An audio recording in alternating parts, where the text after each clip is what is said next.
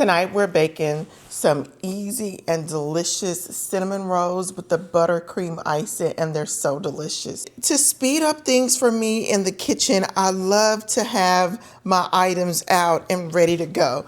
So we have 4.5 cups of all-purpose flour, a half a cup of just regular granulated sugar. We have 2 room temperature eggs. Now we're gonna put these eggs in one at a time. I have an entire stick of softened butter, but we're only gonna use 1/3 cup of this butter. I have 2 1/4 teaspoons of active yeast. This is the yeast that I use. We're adding a half a teaspoon of salt, and our milk is cooling down. We need our milk at 112 degrees. It is currently at 125. I have to warn you, I do not proof my yeast. So we're not going to dump all of this flour in at the same time. Just going to add about 2 cups to get us started.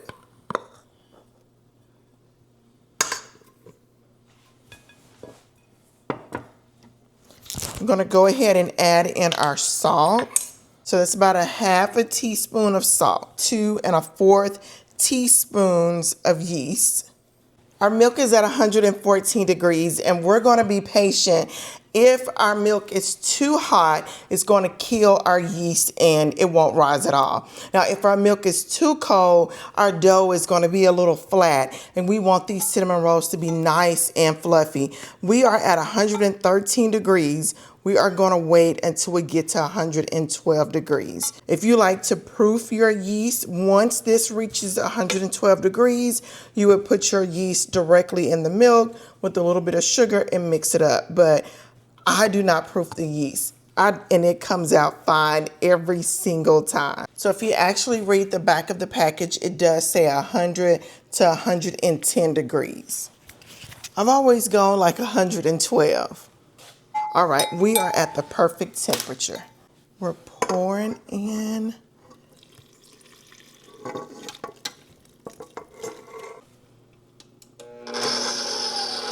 And I like to just go slow to make sure all of the yeast gets incorporated. I'm going to slowly add in another cup of flour.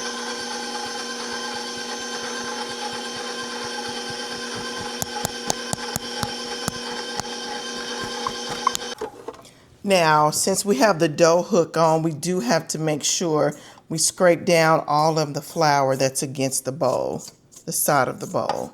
Remember, we're only doing 1/3 cup of butter.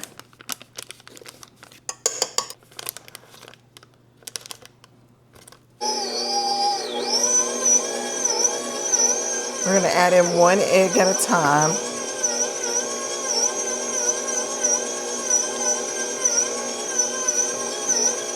Gonna go ahead and add our second egg. Now we do want our eggs to be fully incorporated. We're gonna add in more flour, and then we'll add in our sugar.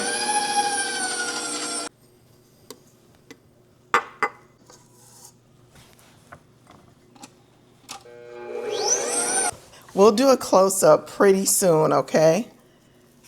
This is coming out perfectly already.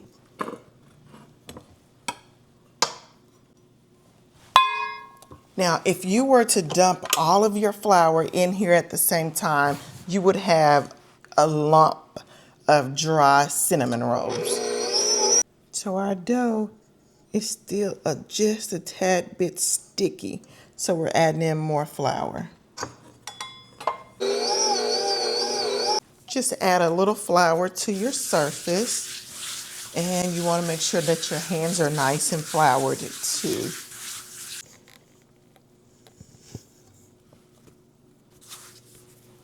And we're going to knead the dough for just a bit.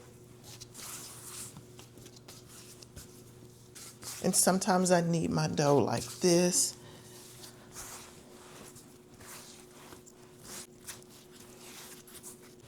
I have just a little olive oil, the olive oil around the entire bowl. We're gonna cover this up and let it rise for an hour. It didn't rise as much as I want to. I put it in a different spot in my pantry, but we got a little rise. And you saw how easy that fell out. So we're just gonna roll this for a little bit.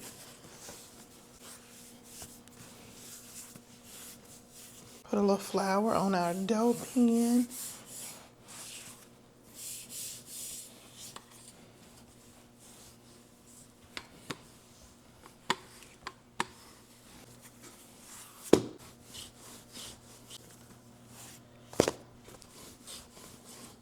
Oh, I'm about to make a mess.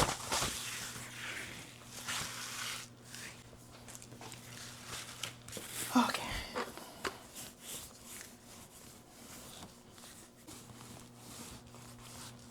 Right, so we have 1 cup of brown sugar, and we're going to do a tablespoon and a half of cinnamon.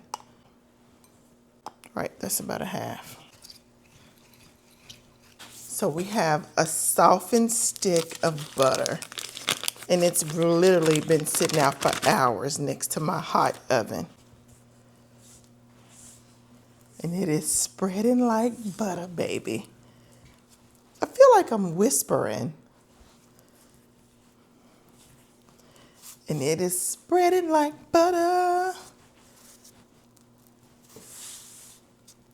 Because it's butter. I'm going to add a dash of cornstarch to our cinnamon and brown sugar. I'm doing that in case our butter and cinnamon mixture just wants to flow outside. This cornstarch is going to help keep all of that cinnamon inside of the cinnamon rolls.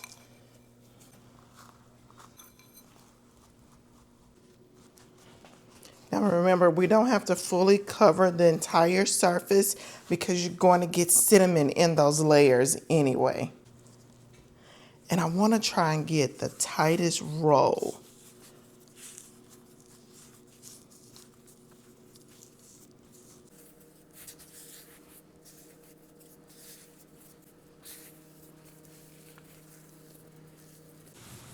Ah, she's loose right here.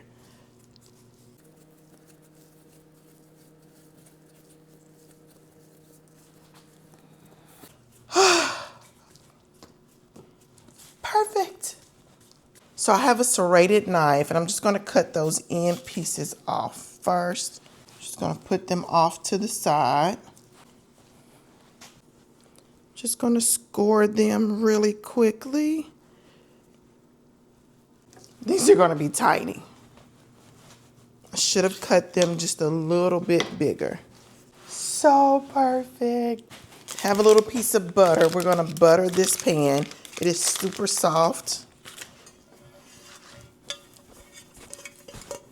Now I am squeezing these in here. Let these rise for 12 minutes. They are not going to have a lot of room to rise. The oven is set on 350, and we're going to bake these for about 18 to 22 minutes. I don't really care for cream cheese frosting, so we're going to make a buttercream frosting. We have our softened stick of butter. We need 2 cups of powdered sugar. If you want to cream your butter for a bit first, you can, but my butter is super, super soft. I don't have heavy cream. I'm going to use maybe a teaspoon or 2 of milk if I need to. We're also going to use vanilla extract. We're going to let this cream first. The butter and the powdered sugar are going to cream for about 10 minutes. I increased the speed as well. Adding in about a teaspoon of vanilla and just a splash of milk. That's perfect. They did try and puff up in the center. I took a spoon and pushed them back down. They look so good. So we baked these for 25 minutes on 350. And they are perfect, perfect, perfect. All these are so good. They baked up perfect.